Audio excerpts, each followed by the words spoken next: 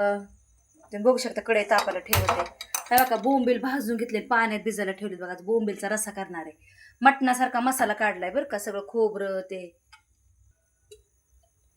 तेल टाकते. तुम्ही बघू शकता कशी रस्सा करायचा ते दाखवते बोंबलाचा. ह्याच्यात कोथिंबीर, लसूण, खोबरं ते सगळं असं वाटून घेतलंय बरं का मिक्सरला. आधी भाजून घेतलं बरं का, तुम्ही पाहू शकता. आता आपल्याला तेलात टाकायचंय. तेल तापवलं थोडं. बोंबील मस्त भाजून घ्यायचे बरं का. आता हा तेलात चांगला मसाला परतायचा आहे बघा.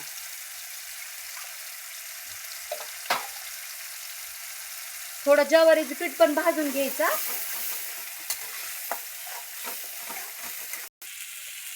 बघा मटण मसाला, तुम्ही मटण मसाला पण टाकू शकता बरं का. लाल तिखट, काळा मसाला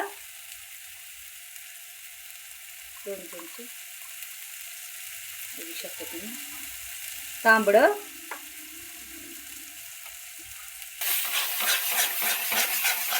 चांगलं भाजायचं तेलात.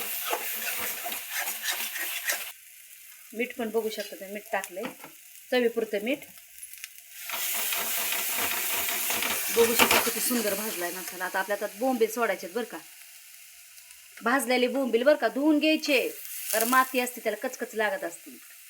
बघू शकता तुम्ही.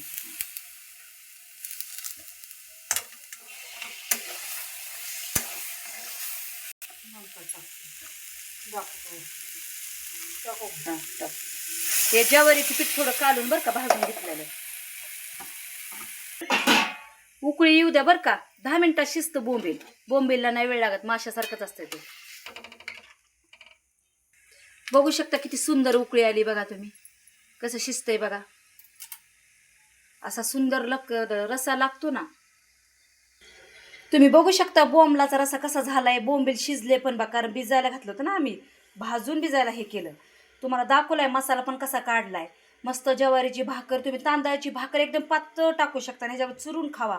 इतकं सुंदर लागतं ना. टेस्टी टेस्टी बोंबलाची माझी करी झाली बघा. तुम्हाला माझी बोंबलाची करी आवडली असेल तर माझ्या चॅनलला शेअर करा, लाईक करा. थँक्यू, धन्यवाद. आमेन.